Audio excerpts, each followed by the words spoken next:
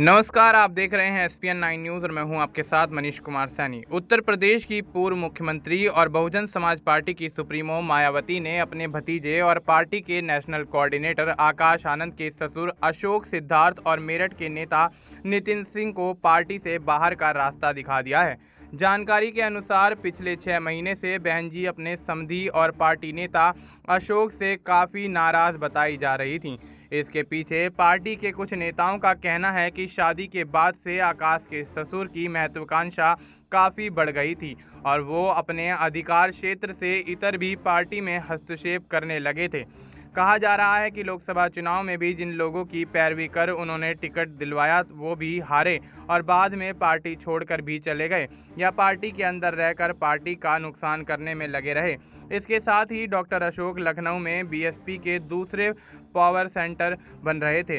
इनके घर बसपा नेताओं के आने जाने और पैरवी करने वालों की संख्या भी बढ़ने लगी थी। धीरे धीरे इन सभी बातों की जानकारी मायावती तक पहुंचती रही।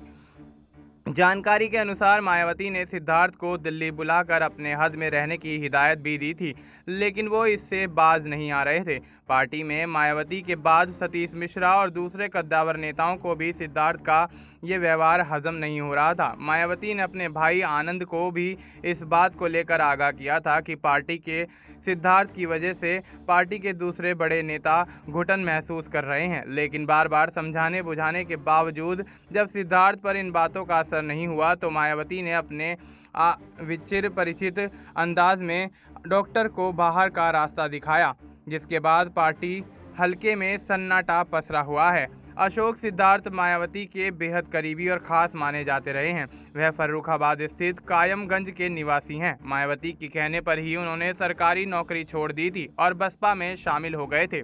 अशोक ने मेडिकल कॉलेज झांसी से ऑर्थोमेट्री में डिप्लोमा किया था। डॉक्टर सिद्धार्थ का जन्म 5 जनवरी 1965 को हुआ था। वह सरकारी सेवा के दौरान वामसेफ में विधानसभा जिला व मंडल अध्यक्ष पदों पर रह चुके हैं। उन्होंने वर्ष 2007 में जनपद कन्नौज के गुरसहायगंज प्राथमिक स्वास्थ्य केंद्र में तैनाती के दौरान इस्तीफा दे दिया था और बसपा में शामिल हो गए थे।